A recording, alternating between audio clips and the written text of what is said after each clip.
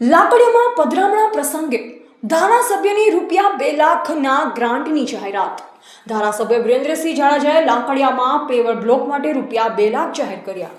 આજરોજ ભચાઉ તાલુકાના લાકડીયા ગામ મધ્યે અખિયાણી કોલી ગોવા પરિવારના દાદા ખેતરપાળ અને ગોવા દાદાના પધરામણા પ્રસંગે રાપર વિધાનસભાના ધારાસભ્ય શ્રી વિરેન્દ્રસિંહજી જાડેજા ઉપસ્થિત રહી દાદાના દર્શન કર્યાના પ્રસંગે પેવર બ્લોક માટે ₹2 લાખની ગ્રાન્ટની જાહેરાત કરી.